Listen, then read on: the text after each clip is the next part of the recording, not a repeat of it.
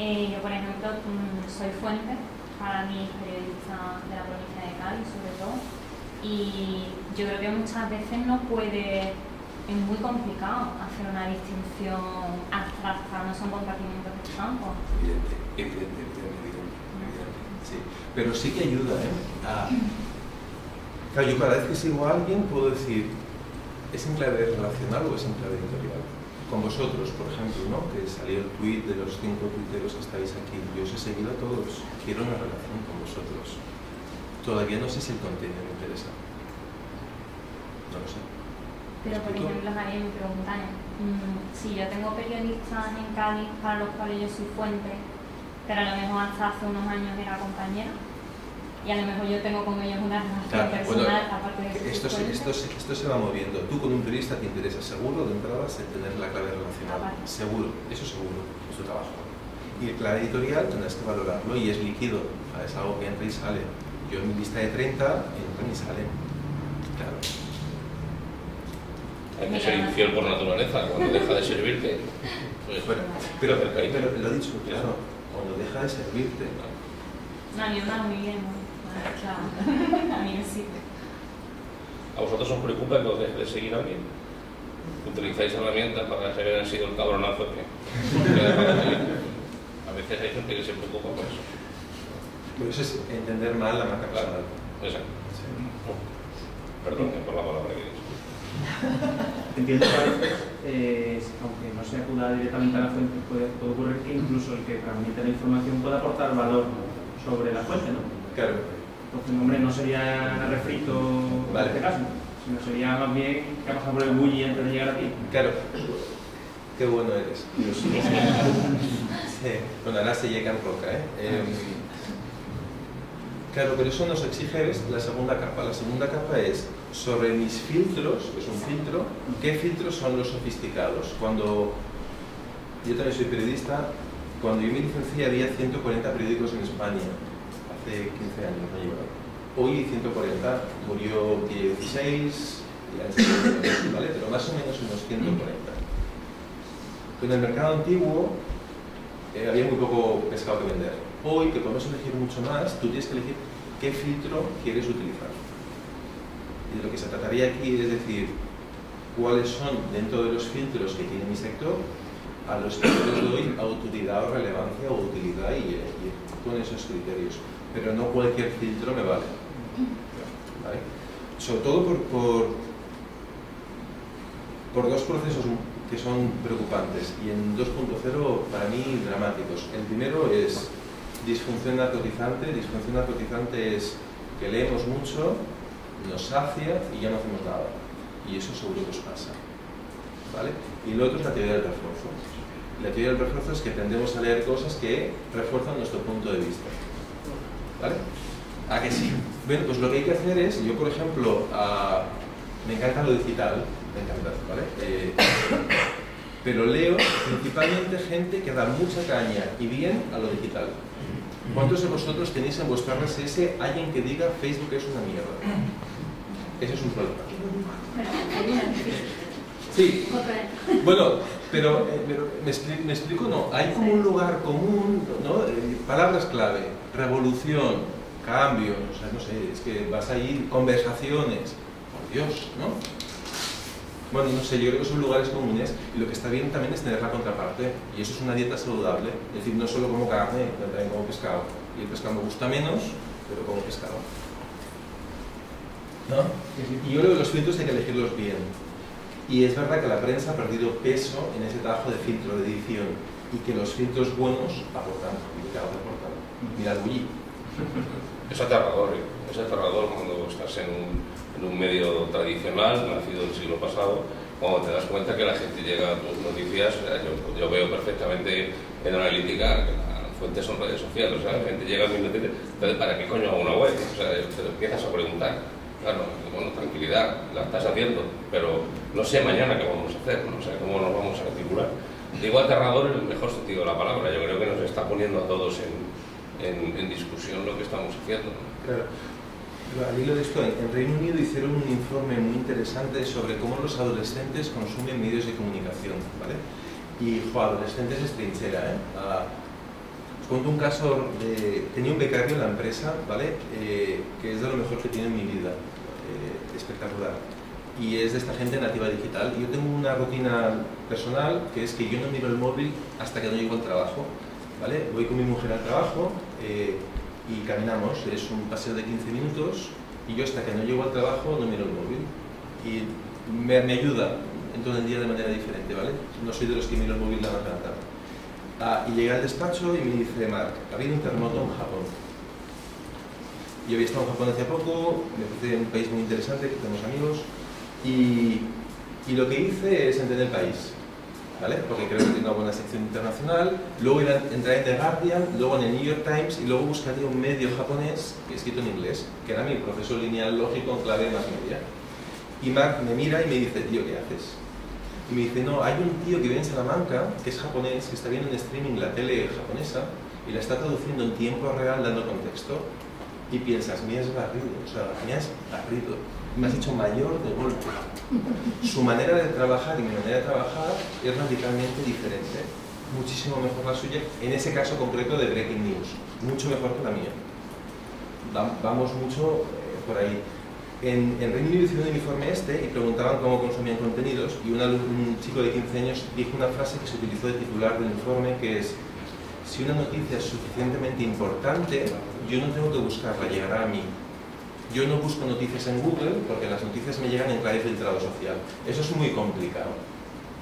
Es muy potente, es un hecho, es decir, la principal fuente de acceso a noticias de The Guardian es Facebook, brutal, pero al mismo tiempo es muy conservador. O se montan unas bolas y películas de gente que muere y no ha muerto, ¿no? Estas cosas complejas. Entonces, todos los huevos dentro del mismo sitio es una mala dieta, porque solo estás comiendo un plato. De lo que yo estoy intentando defender es que, o sea, evidentemente, no sé, hay gente que le gusta mucho la carne, ¿vale? No solo carne. Y lo que se trata es que diversifiquemos enfoques. Clave relevancia, clave autoridad, clave no sé qué, y que elijamos, en función de qué queremos, cómo lo vamos a trabajar. Y al hilo de lo que tú comentabas de los periodistas, es que es así. O sea, yo si ahora tengo que ir a un restaurante, o sea, hace 24 horas yo tengo que ir a un restaurante de Sevilla, utilizaría o el tenedor, que es como Google, pero en clave de restaurante, o Google. Hoy que ya os conozco, os lo preguntaría. ¿Entiendes o no? Culturalmente mi contexto ha cambiado, por lo tanto mi manera de comportarme cambia, y yo ya nunca más, y cuando digo nunca más es jamás en la vida, buscaré un restaurante en Sevilla por Google. Nunca. Porque tengo un criterio que es infinitamente mejor. No solo porque el restaurante será más bueno, sino porque comeré con alguien, con alguno de vosotros. Se entiende un poco, ¿no? Y eso es lo que hay que desentrañar.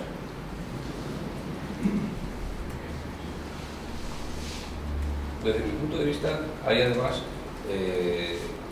coincido plenamente con lo que tú planteas, pero imagínate que te defrauda el restaurante al que te ha llevado esa persona, que tiene otros criterios estéticos. Me dejas de seguir en Twitter. Claro, le tienes que condenar. No. También ocurre muchas veces que cuando te enfrentas, siguiendo tu ejemplo, a un sitio inhóspito, a una ciudad ganadora, acabas haciendo un enemigo en Twitter que acaba siendo a veces más potente. Más, hay gente hasta que se casa, ¿no? O sea, en ese tema, o sea, que es tan brutal ese nivel de relación que a mí me parece fascinante, con lo cual uno tiene que llegar con la mente abierta y entregado al túnel aquel, porque seguro que hay luz por algún sitio, ¿no? Y como efecto de eso es fascinante, ¿no? A mí claro, yo tengo ya una edad, ¿no? Y entonces esas cosas me producen, ¿no? Y yo he vivido también la misma situación con el becario, a diferencia de que buscaba pipas de Matutano, porque Matutano regaló 8.000 vuelos, se ha hecho con el mercado de las pipas a través de redes sociales y coño, consiguió 4 vuelos. Claro, lleva comiendo pipas todo el tiempo y el becario solo comía pipas hasta que me explicó el tema, ¿no?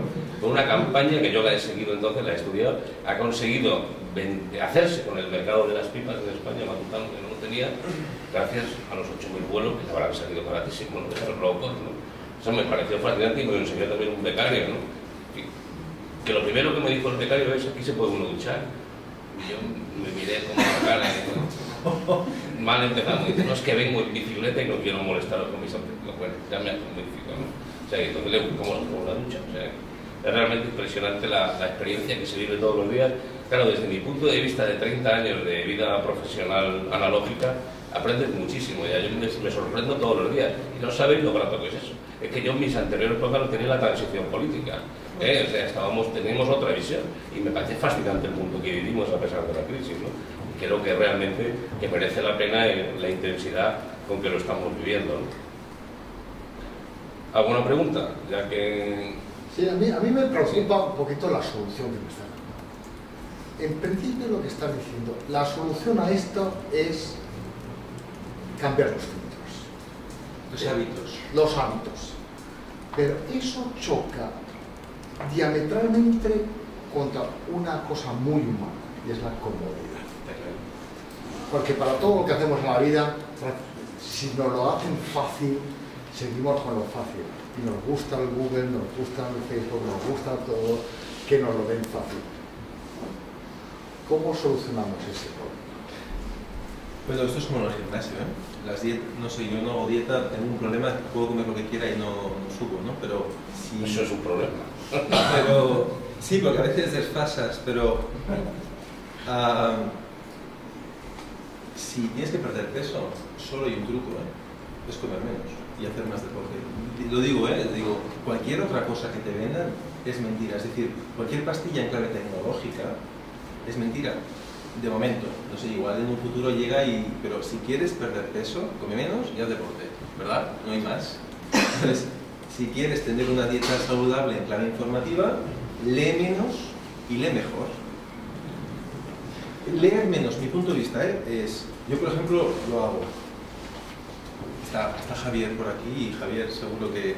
Yo leo menos blogs y más libros. Eso me obliga a bajar velocidad.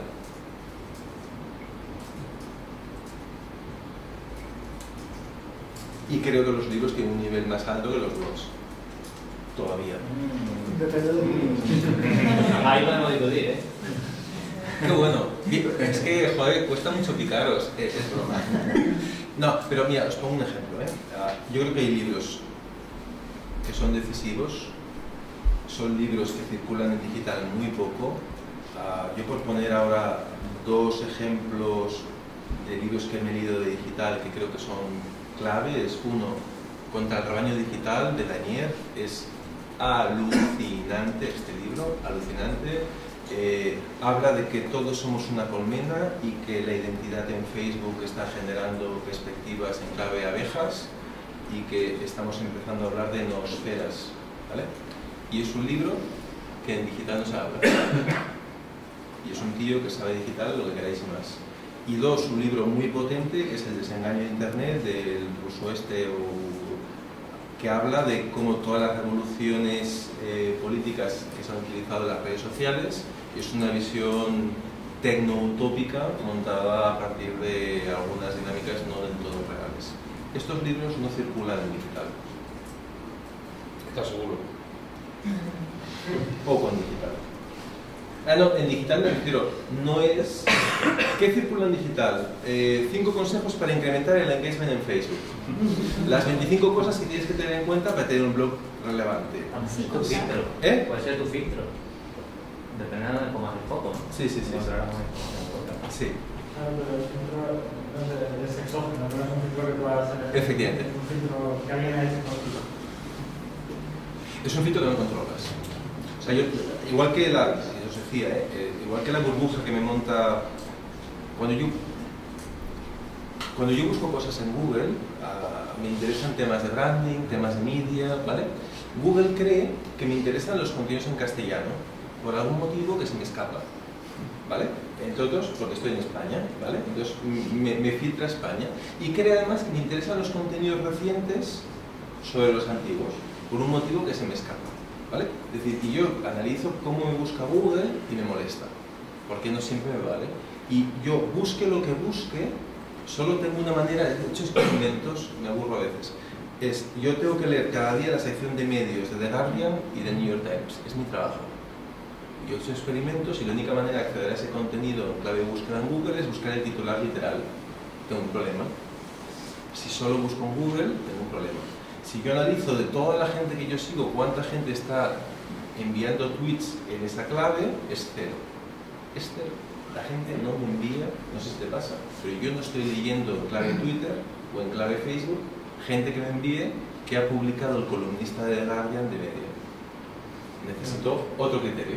Una pregunta, a ver, este tema de la colmena, aunque ahora se aplica a lo digital, esto ha existido siempre, Sí. ¿sabes? Cuando no, de manera previa a la presión de las redes sociales, también se juzgaba, ¿no?, algunos comportamientos como colmena, como masa, como rebaño, etcétera, etcétera, ¿no? Hace 2 debates, sí, creo, Ramón, estábamos hablando de la privacidad. Ajá. Fue bastante interesante y nos conocieron bastante detalle de cómo se construían patrones de comportamiento por la información que tenía Google, Facebook, etcétera, etcétera. Yo quizás que sea más conformista, pero aunque me joda, tengo que reconocer que encajo bastante bien en muchos de esos patrones, ¿no? Entonces, Es que están bien hechos. y eso que ya lo comenté en aquel debate, hay muchos más patrones para describir mujeres que hombres. O sea, una pregunta y respóndeme con sinceridad. ¿Cuánto de ese desencanto que tienes con los resultados que te da Google es porque no te gusta cómo te tipifica, ¿vale?, o porque realmente no te gustan los resultados?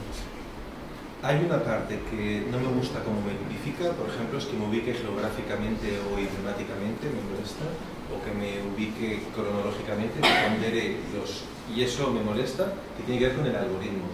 Y 2, lo que también me molesta es que su criterio es el de relevancia, y ese criterio no me vale para todo. ¿No crees que realmente son mucho más simples y más clasificables de lo que estás diciendo? Yo creo que para, por ejemplo, insisto, en desconocimiento, o sea, yo busco un restaurante en Sevilla, me interesa un pensamiento simple y Google me va genial, porque me soluciona incertidumbres. Pero estoy seguro que si tienes un hijo y le sale una verruga en el codo, Google no te vale. ¿Entiendes? Y de eso se trata, es que en el comportamiento friki, cuando vamos a nicho o a micronicho, al comportamiento muy específico, necesito otro criterio que no es el de relevancia. Y es aquí de lo que yo te estoy hablando. Lo que estoy hablando es que yo tengo necesidades informativas diferentes y para cada una de esas necesidades informativas diferentes tengo que poner una herramienta cultural propia. O sea, esa es la dificultad. Cuando hablo de pensamiento colmena es que por desgracia casi todo vamos a no es el tema, pero vamos a es todo lo que todas las redes sociales que estamos trabajando ahora me permiten normalmente 3 posibilidades: seguir o no seguir, me gusta o no, clicar me gusta y comentar. Eso es lo que me están permitiendo casi todas, ¿vale? Twitter, Facebook, Instagram, Google Plus, lo que queráis. No hay nada que me permita poner en cuestión lo que estás diciendo. No hay nada que me permita infraponderar un contenido tuyo. Es decir, la confrontación en clave debate, en digital, por cómo está montado tecnológicamente, no hay espacio o no hay tanto espacio. Cuando hablo de colmena, hablo de que hay muy pocos espacios en digital que generen disenso, no consenso. Están montados para generar consenso, para hacer me gustas, para conseguir trending topics, ¿verdad? Y eso es pensamiento colmena. Y en cambio, yo no estoy de acuerdo contigo, tú no estás de acuerdo conmigo, y este espacio que en analógico lo tenemos, en digital, a mí se me escapa. La wiki, las wikis van muy bien. Pero no sé si, ¿ves? No sé si hay tantos espacios. Y la wiki además es un resultado colectivo, donde lo individual se pierde, volvemos al fenómeno colmena. Y es lo que a mí me genera a veces una cierta incomodidad. Es un problema tecnológico que no hemos adaptado al buen rollito general que tiene que haber en las redes sociales. ¿Pero por qué tiene que haber buen rollito? Yo no sé, pero eso es lo que yo percibo. Que si no eres un troll. Ya. Es lo que yo percibo. Sí, esa es la otra, Y la autocensura en clave, si meto la pata aquí, soy un troll. Y nos autocensuramos todos. Y de eso va un poco la infoxicación también. Otra pregunta, volviendo a la infoxicación, ¿no creéis que damos por sentado que hay que tener muchísimos contactos, hay que tener o estar integrado en tus redes, es como todo mega, ¿no? Si yo, una pregunta, realmente, aunque mi respuesta la tengo yo. ¿No creéis que lo que estamos haciendo los seres humanos es usando de manera inadecuada medios que nos facilitarían hacer lo que siempre hemos hecho, y que el hecho de no tener criterio para usarlos adecuadamente nos hace infoxicarnos y creernos una realidad que no podemos gobernar? Es decir, mira, el otro día yo hablaba con una amiga, ¿no?, que tiene un hijo pequeño y que continuamente usa Twitter, Facebook para tener impactos positivos, como experiencias positivas. Es decir, y yo eso lo relaciono directamente con la droga. Es decir, estás trabajando, estás jodido y de vez en cuando entras aquí para ver si tienes una sensación, si hay alguien que te guste, que sigues porque es algo positivo en tu vida, que tú pones. Afortunadamente en medio es algo que nos permite acercarnos a eso. Pero cuando no podemos gobernarlo se convierte en un problema. Es decir, ¿cómo es droga? ¿Cómo usarlo bien? Es decir, antes no podíamos gobernar más de 10 amigos y eso ya era un éxito. ¿Vale? Ahora tenemos que tener 200. Yo creo que a nosotros nos han vendido una idea de poder abarcarlo todo, de sentirte presente en cualquier acontecimiento del mundo y acercarte a cualquier persona, y esa idea, ese engaño tiene su efecto. Yo creo que ha saltado en pedazos el sistema de educación que a ti y a mí nos han dicho, ¿no? Mi entorno privado, muy pocas personas donde dirimo mis conflictos, y mi entorno público donde tal. En el momento que nos hacen saltar eso, que tú tienes el foro en pijama delante del ordenador y donde tu vida personal pasa al foro, es una ruptura cultural que no hemos superado. Y esa ruptura que empezó con la televisión, como dije antes, y ahora es la que nos genera eso. En el sentido de vendernos continuamente que pase lo que pase en el mundo, sea lo importante que sea, tú lo vas a poder percibir. Por tanto, tengo que tener muchos contactos, muchas relaciones, muchos elementos, porque en algún momento tendré ese chute que tú planteas, que efectivamente es así, es parecido a la droga, se tiene que decir, alguien se acuerda de mí, aunque sea de la conchinchina. Y ese es un debate que va mucho más allá del tecnológico, por supuesto, y que entra en lo sociológico, y que hay muchos especialistas intentando buscar soluciones a esto, ¿no?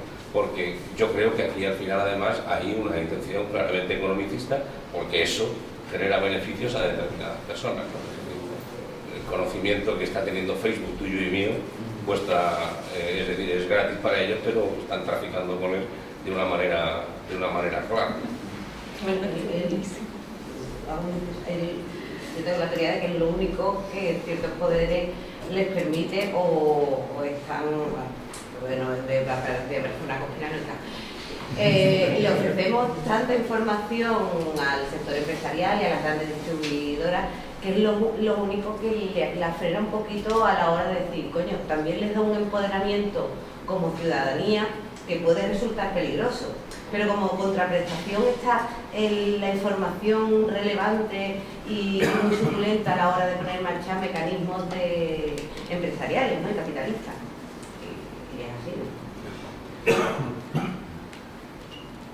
Cuando hablamos de digital hablamos de bits, ¿vale? Y los bits son unas dosis de información y tenemos una capacidad de gestionar bits limitada, ¿vale? Josep Pla tenía una frase al libro de lo que tú decías, que hay amigos conocidos y saludables. Los amigos abren la nevera y el resto no, ¿vale? Se habla de que una persona en analógico gestiona 150 contactos aprox y que en digital estamos multiplicando la cifra por 10, ¿vale? Son 1500 más o menos entre los diferentes casos que tenemos, locura, ¿vale? Y son los contactos líquidos, contactos difusos que se habla tanto. Cuando juntamos eso difuso más los bits, a mí me genera una incomodidad. Esto es un debate, ¿vale? Yo estoy haciendo un discurso muy poco tecno-utópico. Creo que pecamos mucho de ser tecno-utópicos, ¿vale? Os decía, el autor de Contra el rebaño digital ha sacado un libro hace no tanto que habla de que no somos un gadget. Es decir, y a mí me ayuda un poco, coño, es que no somos un gadget. Lo voy a volver a decir no somos un gadget. ¿Qué significa eso? Que no podemos utilizar mecanismos como si fuésemos una máquina de procesar bits, porque no somos un gadget. Un gadget vive bien cuantos más datos procese. Nosotros no. Al hilo de lo que decíamos, y es donde quiero acabar, no quiero dar más cosas, no es más. Cuando analizamos los bits son datos, ¿vale? La siguiente capa sobre un dato es información, que es un bit convertido en un paquete informativo. Información. Estamos intoxicados, tiene que ver con información. Pero faltan dos capas más. La primera es conocimiento. que es información entendida, asimilada y comprendida.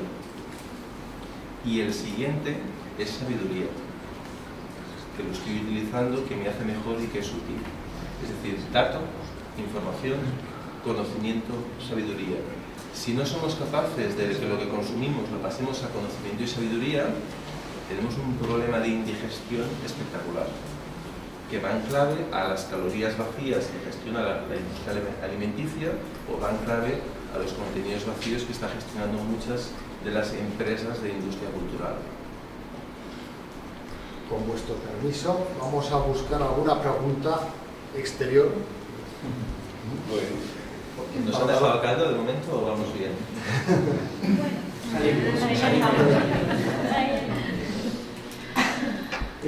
A ver, hay una pregunta que yo creo que básicamente se ha respondido, es de Miguel Tweet, Miguel bajo Tweet, que preguntaba si son las cuentas de medios de información los primeros responsables de la infoxicación. De esto habéis hablado, ¿no? Pero le he añadido un matiz más, y son las condiciones y exigencias que tiene, porque parece que últimamente empieza a tener la profesión del periodismo.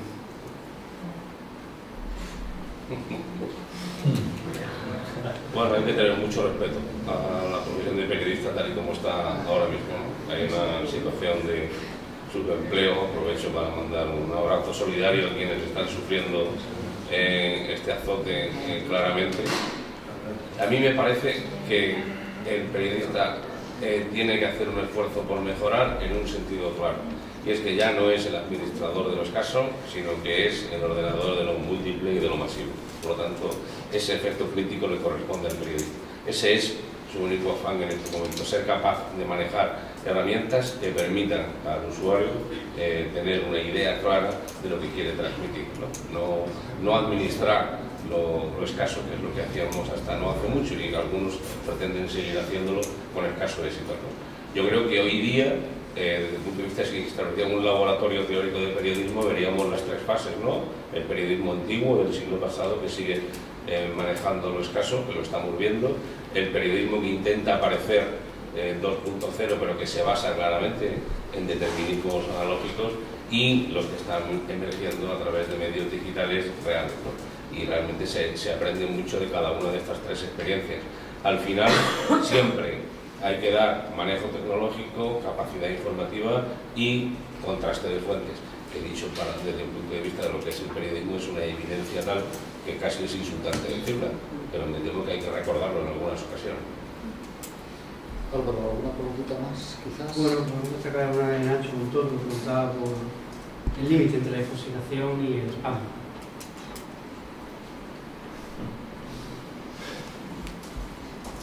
Chema, ¿y Marín está? ¿Chema? ¿Chema? Sí. Hola, Chema, luego hablamos. ¿Ha recomendado un buen restaurante? Más o menos. Podría. Sí. Mira, el spam es algo que tú no esperas y la infoxicación es algo que te comes.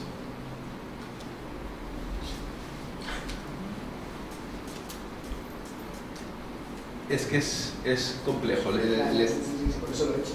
Sí, lo que te comes es válido. Él me comentaba que muy interesante, dice que la información que consumimos nos llena. Yo creo que no, o creo que como poco podríamos problematizar, y válido también lo que comentabas tú, creo. O al menos no nos hagamos trampas, ¿vale? Uno de los tipos que sabe más de digital del mundo igual es Clay Shirky, ¿verdad? El de excedente cognitivo. Y claro, Clay Shirky lo que me dice es que si somos capaces de liberar el consumo de horas de televisión y los utilizamos para el bien común, la humanidad en general va a ser mejor. Y que las horas de consumo televisivo, esas no sé cuántas horas al día que consumimos, es contenido vacío. Eso dice él de la tele. Y que igual estamos de acuerdo. A mí lo que me sorprende es que ese tipo de dinámica sobre tele no la hagamos sobre Twitter. ¿Por qué la tele es mejor como soporte de distribución tecnológico que Twitter? No, lo que estamos hablando es que un medio de comunicación tiene tres espacios. Está el medio es el texto escrito, el sonido grabado, la imagen capturada. Otro es el sistema de distribución, una cosa es un blog, otra cosa es un Twitter, otra cosa es un periódico, una revista, sistema de distribución. Y luego medio está el uso cultural. Yo lo que no creo es en la bondad moral de Twitter porque sea Twitter. Lo que será bueno o malo es el uso que yo hago de Twitter. Por eso digo que hay contenidos que no me llenan. Porque estoy hablando del uso cultural en la relación entre el medio y el sistema de distribución. Pero no creo que la tele sea mejor que el Twitter. Salió un informe en España, ostras, este informe a mí me destrozó, y los que nos dedicamos a prensa fue muy duro porque analizaba la parrilla televisiva en España. ¿Vale? Y lo que hicieron es una categorización de qué tipo de programas se emiten en España y todo el mundo dice que la tele es una mierda. ¿Alguien dice que la tele no es una mierda? La voz sí, pero el resto es buena, el resto no. Muchas gracias. Bien, ¿estamos todos de acuerdo? Pues lo que hicieron es analizar el consumo de vídeos en España en YouTube. Y había una duplicidad en tipo de consumo espectacular. Es decir, la gente está viendo en YouTube lo mismo que estaba viendo en la tele en clave deportes, corazón, no sé qué, no sé cuántos. Ojo, porque no es la tecnología la clave es qué consumimos y por qué lo consumimos. No, YouTube no es mejor que la tele, porque es una tele. ¿Me explico? Es qué tipo de consumo hacemos como ciudadanos. Y luego, además, todos los procesos que están implícitos aquí, y es medios como el Huffington Post o medios como Meneame, que son agregadores de contenidos. Cada clic que hacemos potencia ese contenido. Y eso es una lógica perversa, porque como cazan el clic en clave titulares escabrosos o titulares raros, ese contenido, como tiene más clics, aparece hacia arriba y se retroalimenta un proceso que es complejo. Y por eso hablaba de que hay contenidos que no van. Pero si me permite, primero que creo que el debate se centra sobre todo a través de las redes sociales, especialmente Twitter. No creo que la tele sea ya mejor por hoy el centro de este... En horas de exposición día ciudadanos en España es el primer medio. 4 horas diarias de consumo, seguimos teniendo. Yo miro 16 horas de internet al día, o sea que... Pero tú no... A mí, personalmente, me da igual lo de sacar la tele porque no la veo. Solo yo pongo la televisión para ver eventos en directo deportivos. Yo no tengo ni tele, tengo pantalla, pongo el fútbol. Pero entiendo que la tele es tele. Mi televisor se enciende para poner la PlayStation y el ordenador. Claro, no se enciende para otra cosa. Entonces yo la vida la hago a través de Twitter, redes sociales o lo que sea, para recibir información o cualquier tipo de historia. Y bueno, me gustaría comentar un detalle, que es que has dicho que lo que tú recibes a través de redes sociales puedes recibir tal o cual que no te llena. Pues si no te llena, no porque venga de redes sociales me va a llenar, no porque sea un filtrado social. Claro, pero la ventaja de las redes sociales es que las eliges. Entonces, si no te llenas, que no las utilizas bien. Porque yo tengo un timeline en Twitter que, honestamente, es cojonudo. Claro. Yo no me aburro viendo mi timeline de Twitter. Pero entonces tengo información de todo tipo, de todos los sectores, tengo a mis amigos, tengo a ¿Cómo has aprendido usted eso? ¿Cómo has aprendido eso? A tener el mejor timeline. Prueba de error. Clave cultural. O sea, que el tema no es Twitter. Yo llevo metido en Twitter desde 2007, no me metí ayer. Entonces, claro, todo este tiempo, evidentemente, he depurado y he perfeccionado una técnica en la que ahora sigo a uno, ahora no me interesa, lo dejo de seguir. En la televisión yo tengo que tragarme lo que me pongan, eso no es. Entonces, si no te gusta lo que estás recibiendo por tus canales sociales, lo estás utilizando mal. Sí, está claro. Pero si te fijas, la clave no es Twitter, es cómo utilizo Twitter. Twitter, Facebook, pero a lo que voy es, la clave es el uso cultural que hago del sistema de distribución. Y esa es la clave, que nos olvidamos a veces. De que estés desde el 2007 en Twitter significa que tienes un nivel cultural. ¿Perdón? Una broma, que soy un enfermo. No. Tienes un síndrome. No, pero que tienes un nivel de alfabetización sobre la plataforma y un entendimiento de cómo funcionan las reglas y una claridad de objetivos que hace que seas capaz de desentrañar muchas cosas que igual un usuario normal no tiene. Por lo tanto, lo que te hace diferente a ti respecto a tu usuario no es Twitter, es qué uso cultural haces de Twitter. Y eso es lo que yo estoy intentando defender. Y que muchas veces estamos insatisfechos por cómo, por ejemplo, Google nos da resultados y no es culpa de Google. Es que estamos buscando cosas que no deberíamos buscar en Google. Y de eso se trata. No digo, yo estoy encantado de Twitter, me parece una herramienta espectacular. Y de otras redes sociales espectaculares. Lo que te estoy diciendo es que cuando tienes un problema, es un problema no en clave tecnológica, es decir, sistema de instrucción, es en clave gestión cultural de eso. Y tú ahí la tienes muy sofisticada y la ves invisible, pero no es invisible, existe. me gustaría poner algo que tiene que ver con varios de los temas que se han tratado, y es la publicidad. ¿Vale? Es decir, desde toda la vida quien ha pagado los medios, de donde sale el dinero, los medios tradicionales, ha sido en el fondo de la publicidad, directa, indirectamente, por aquí, por allá. Desde un punto de vista publicitario, que es al fin y al cabo el que, emitiéndose más o menos directamente la generación de contenido, es que lo sustenta, este nuevo mundo ha producido una transformación desde mi punto de vista práctico, alucinante, sin parangón, para poder desencadenarnos en términos publicitarios de medios tradicionales y caros, para inyectar imaginación y poder captar audiencias. Tenéis que tener en cuenta que desde un punto de vista marketingiano lo que nos encontramos es que de la misma forma que este medio que decíamos antes que es mal usado, y ahora tenemos personas que es nuestro vecino, que es nuestro compañero de trabajo, que tiene 1500 contactos, es decir, es un medio de comunicación. Ha pasado de ser un medio social a se ha convertido el tío en un medio de comunicación, tiene un valor enorme en términos publicitarios, ¿vale? Bien, pues en términos empresariales tenemos la posibilidad de articular sistemas para canalizar nuestros impactos a través de estos nuevos medios, ¿de acuerdo? Y evidentemente de lo que nos damos cuenta es de que independientemente del medio, lo importante es el contenido, ¿de acuerdo?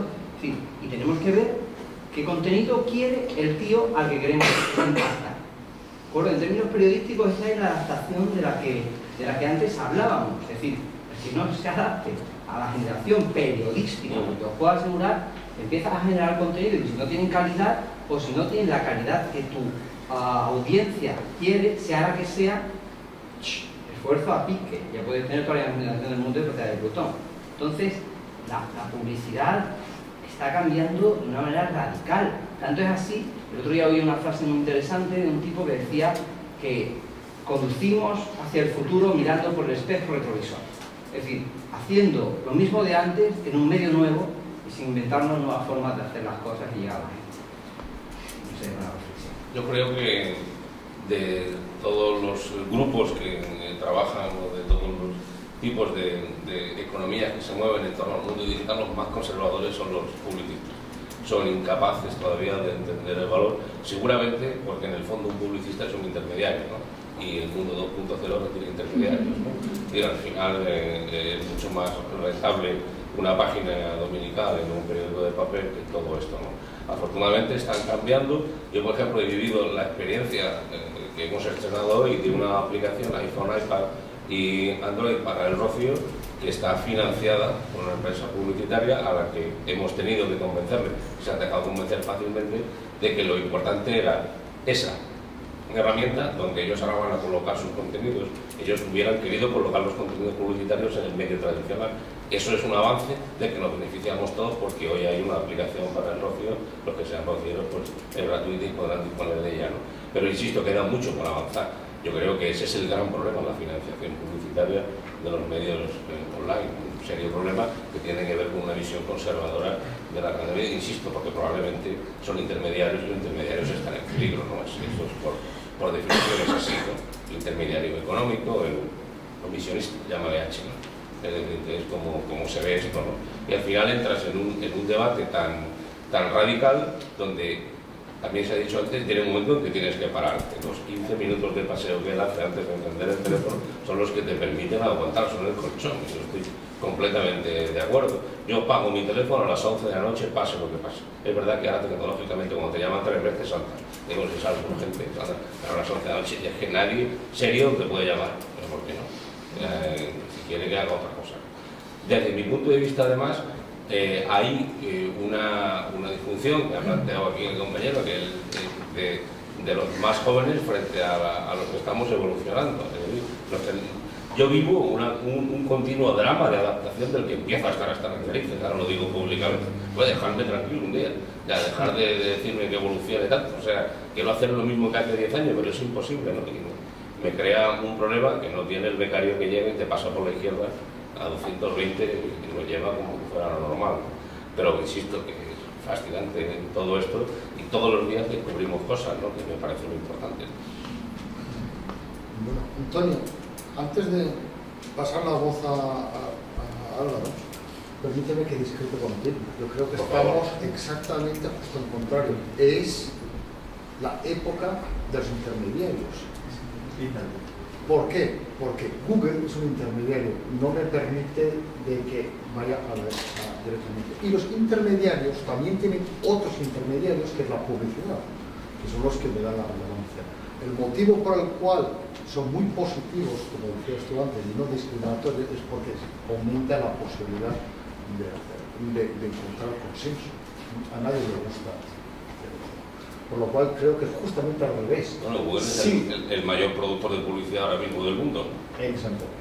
Si realmente el problema es el tiempo y la escasez de atención, el que te produzca y el que te ofrezca el filtro, cual sea filtro sea cultural, sea nada, es el que está beneficiando. Yo creo que es la época de los intermediarios.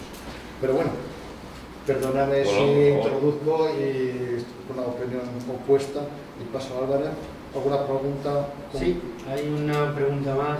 Bueno, hay varias preguntas, pero vamos a quedarnos con una de este Cornello, que no la dirige a ninguno de los dos, así que responder el que se sienta más cómodo.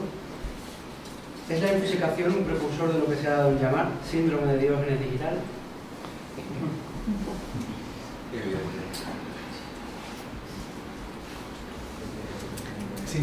Respondo y sintetizo lo que quiero contar, ¿vale?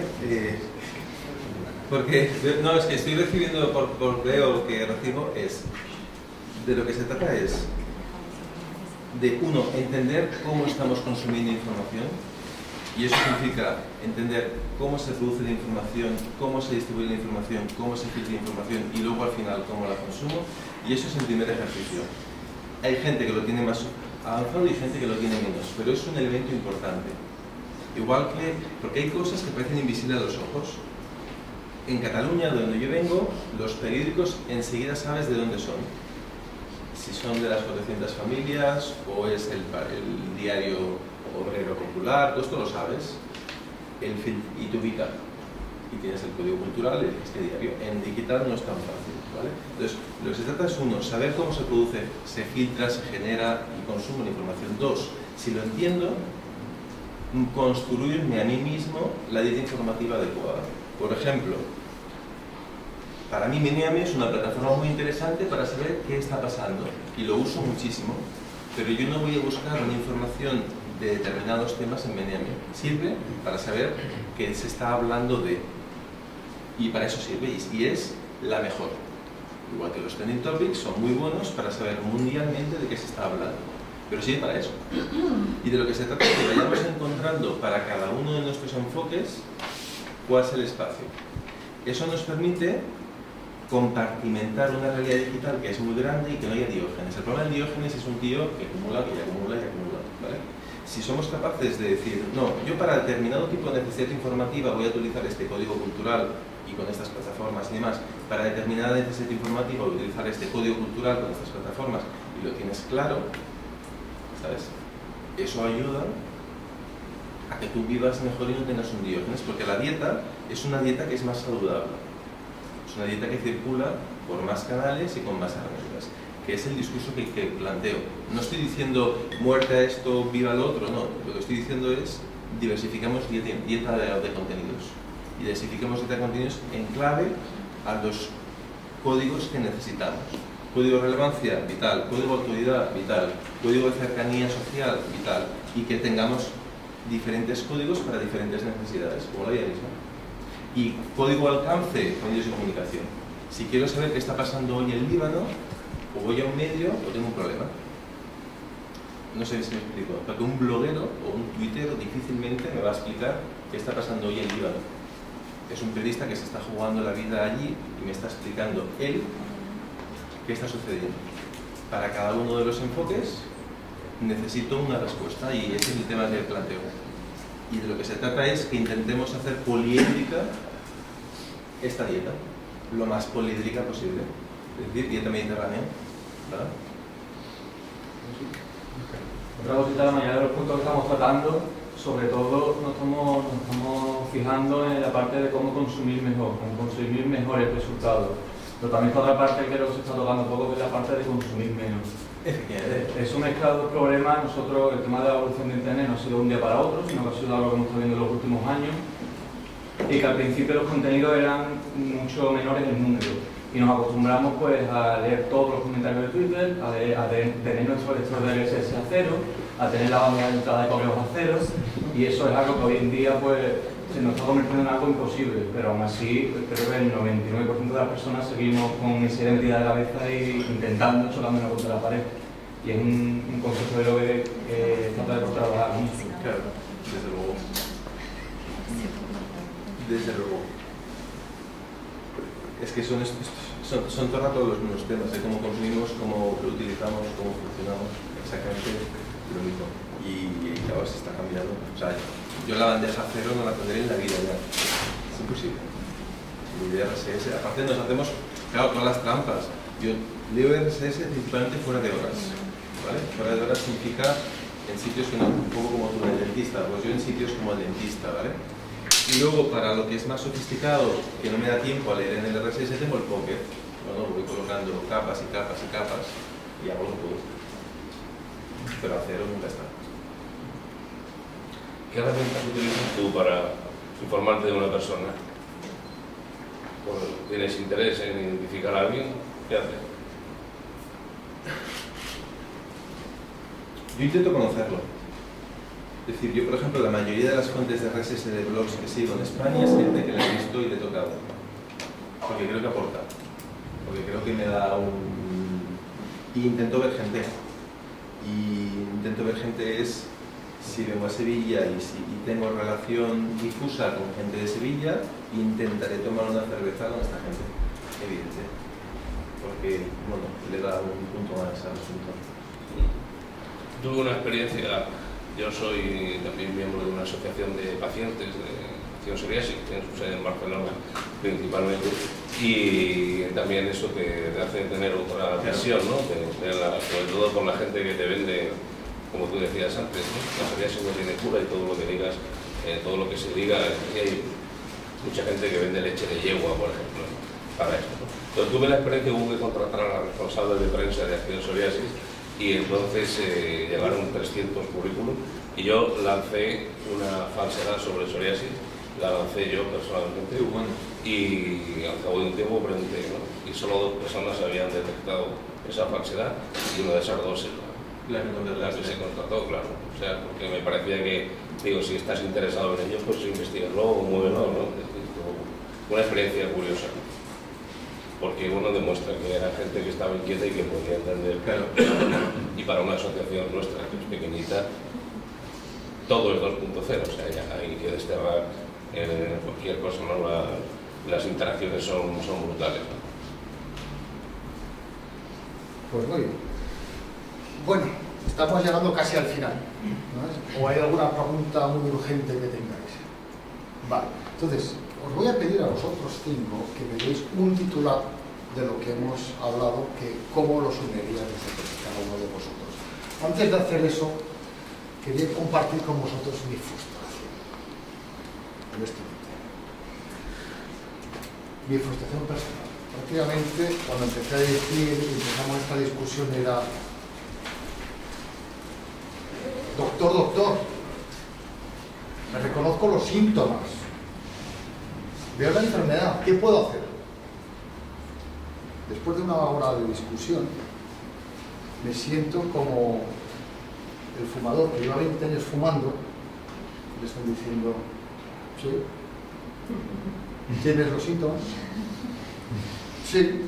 ¿Tienes que dejar de fumar? Sí. Al final, lo que tienes que hacer es dejar de fumar. ¿Me puedes ayudar?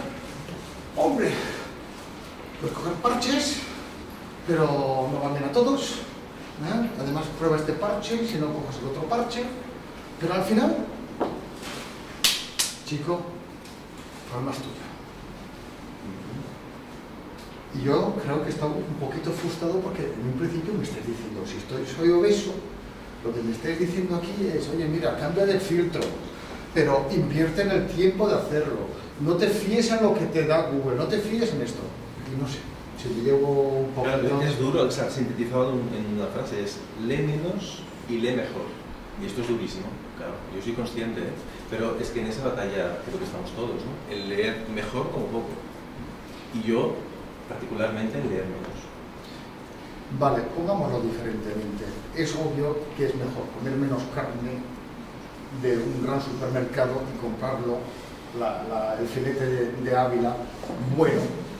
Pero al final me pregunto en qué medida podemos convertir todos los Carrefours en empresas o pequeños enterprises.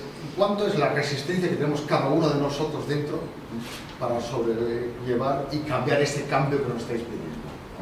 Esa es la frustración que me llevo y no sé si me he llevado algún elemento que sea, dicen, hombre, aparte de los saludables, sí, esa es mi frustración. Pero aquí el problema es que no hay respuestas. Yo creo que nadie tiene respuestas, que estamos cocinando recetas y sobre la marcha. Pero igual, si son capas de cebolla, de mi personalidad, por ejemplo, y de cómo vivo, el elegir el restaurante en Sevilla forma parte del perímetro de la cebolla. Y yo aquí puedo permitirme muchísimas licencias, de hecho todas. Si me equivoco en el restaurante, que se va a hacer, se comería igual. Pero en cambio, lo que es core mío personal o guión profesional, quiero tenerlo muy claro. De lo que se trata es, evidentemente, come menos y haz deporte, es durísimo. Pero si te digo algo pequeño como no uses el ascensor, es fácil, ¿verdad? Cuando a un niño pequeño se le pregunta en Reyes, ¿te has portado bien este año? Todo el mundo dice, sí. No, yo cuando era pequeño siempre decía, ¿me he portado bien en Reyes? Sí, todos. La clave es, sí, en realidad no, pero haces lo que puedes, tío. Portarse bien es poner la mesa todos los días y hacerte la cama todos los días. Eso es portarse bien. Y es algo pequeño, ¿verdad? No es más. Muchas gracias, Javier, por esta recomendación concreta. Y paso a la fila. Un titular. ¿Quién quiere empezar? Yo creo que lo he puesto hace un momento, ¿no? Yo me quedo con la idea de que la infoxicación se combate optimizando tus fuentes y aplicando una dieta muy severa y muy estricta. Otra cosa es que quieras llevarlo a cabo, pero la idea yo creo que puede ser un poco esa, ¿no? Hay que optimizar fuentes y hacer una dieta muy selectiva. Vale, el titular es hagamos una dieta individual personalizada. Muy difícil. Yo me quedo con lo primero que ha dicho, que a mí sí que me afecta personalmente esos 15 minutos de paseo que te das con tu mujer, que a mí me ha sorprendido muchísimo. Y yo creo que en este sentido, yo diría, vive un poquito más, experimenta un poquito más y consume un poquito menos. O sea, desconéctate un cierto tiempo de vida de lo que sea. Yo diría que acumular información no es sabiduría. Que la gente se cree que por saber mucho, no por saber, sino por, uy, me he enterado, tienen un estatus mayor que el resto. Perfecto. No confundamos información con conocimiento. Sí, he dicho una cosa. Acumular información no es... Sabiduría. Pero bueno. Yo diría objetivo, triangulación de fuentes y pensamiento crítico. Triangulación. Joder. Ahí lo dejo. Ahora venga, esto... Esa no es fácil como los sensores. No, esta es la física. Vale, ok, perfecto.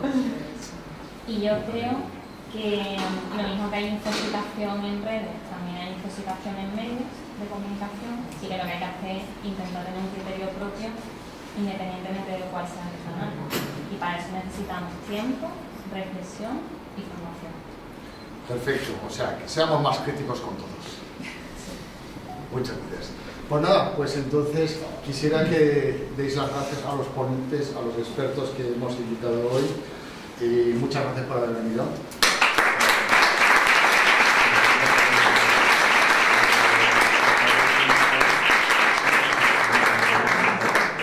Acabo por decir que la siguiente cita la tenemos el martes, día 11 de junio, y vamos a tener a Luis Aguilar, que ha hecho un estudio en el Instituto de Prospectiva Tecnológica de la Comisión Europea, que del IPTS, en el cual ha analizado la relación de gente que está haciendo descargas legales, ilegales de música y comparadas de cuánto su comportamiento en sitios legales. Y ha llegado a un resultado muy sorprendente. Y si queréis saber cuál es, os esperamos en junio en la siguiente cita. Muchas gracias. Ahora habrá una copita, ¿no? Para los que queráis aquí.